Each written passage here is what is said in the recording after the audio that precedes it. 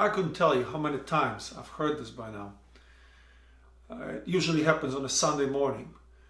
New people come through the threshold of our church building, and after the service is over, when I speak with them and ask them for the reason for coming, they say they're looking for a new church.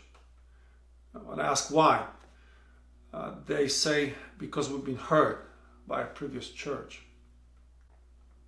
I always find amusing how when we talk about the church, we always claim that church is not an institution, it's not a building, it's not a program, it's people.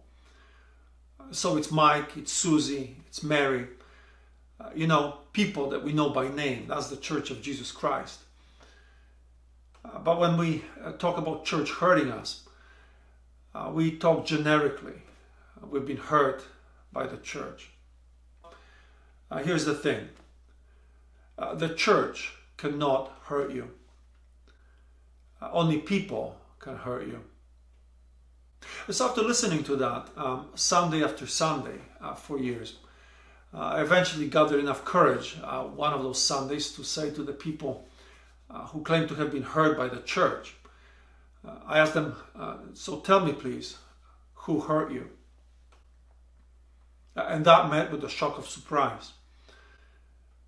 Suddenly, they were confronted by that pointed question of not talking about church generically, but then talking about church, God's people. If a church could not hurt you, it had to be the people who have done something to you. So who is it that hurt you? Usually when you pose that question, I have discovered, people start to scramble and they eventually retreat and say, well, I don't want to talk about it. They don't want to talk about it, so they walk away and go somewhere else when they make that same claim, when people will not ask them about the names, about specific people who might have done them harm. When we think of the Church of Jesus Christ, we like to think in these glowing terms of this great congregation of saints. But really, we're all rotten sinners that God is transforming into people who will be set apart for Him, will be marked by His love, by His grace, by justice, by holiness. But it's a working process, and so there's a great deal of harm that we can do to each other. We can do some of the most terrible things to others, people who are closest to us. Like we're capable of enormous evil. We say things that can be nasty, cutting, wrong, demeaning to other people.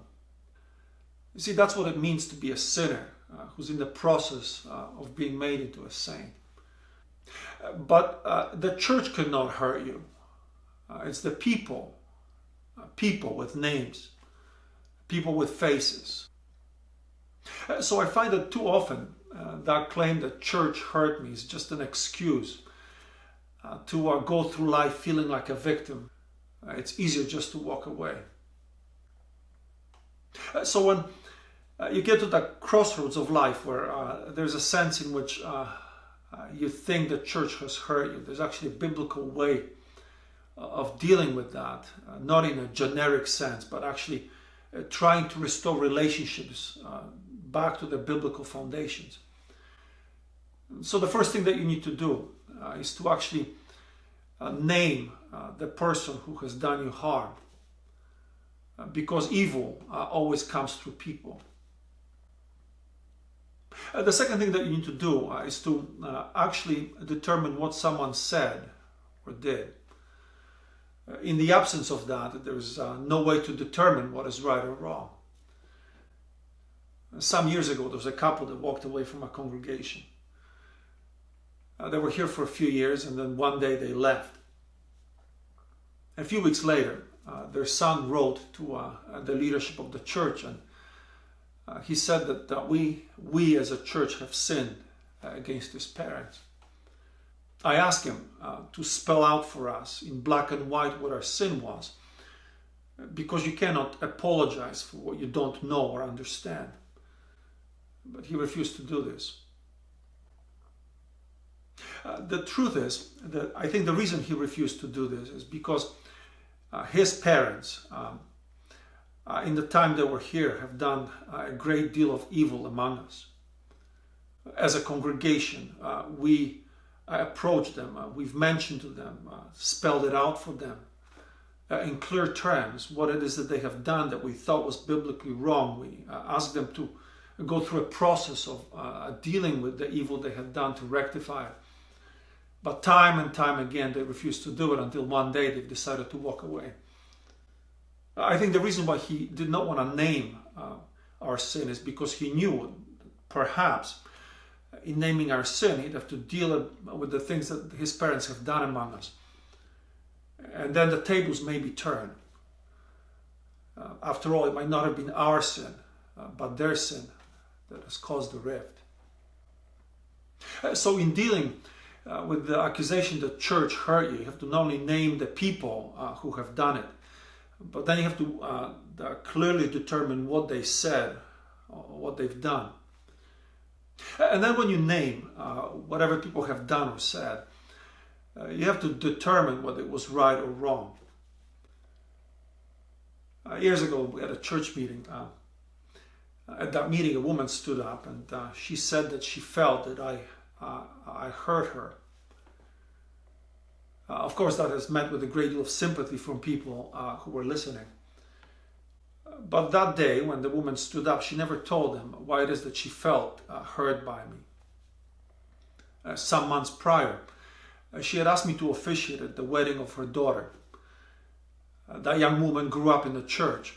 And then in the course of her life, she met a man that she fell in love with. She claimed to be a Christian. He wasn't. She decided to marry him. So the mother asked me to officiate at that wedding, and I said that I couldn't do it. I couldn't bless what God has cursed. She felt deeply hurt by that. But the truth was that she felt hurt by me saying no, because that put her in a situation where she had to go back to her daughter and actually tell her what God wanted her to do instead of the choices she was making. You see, I wonder whether the reason why we have an army of people who go from one local church to another, pointing a finger of blame at that church that they had left, who hurt them, is not simply a gigantic excuse that we all use to walk away from those difficult relationships that need resolution. The Church of Jesus Christ is just a body of people who are broken by sin, that God is trying to transform into holy people. And the only way that can happen is by us choosing to do what God has called us to do when our relationships are strained or breaking or shattered by something we have said or something we have done. That's what it means to be a church, that we never walk away from other people, but rather, when those difficulties come, we spare no effort of offering grace to people in pursuit of rebuilding our relationship on the foundation of God's truth. When you walk away from people who might have done you harm, might have hurt you, without trying to resolve that conflict in a biblical way, you may feel better about yourself. But the truth is that you leave the church in a deficit of having to deal with the claim that God, who sent his Son to die on the cross, to actually bring us into harmony with himself and with each other, is too small, inadequate, to actually help us to have the kind of relationships here and now that outlast life, last for all eternity. And you don't want to do that.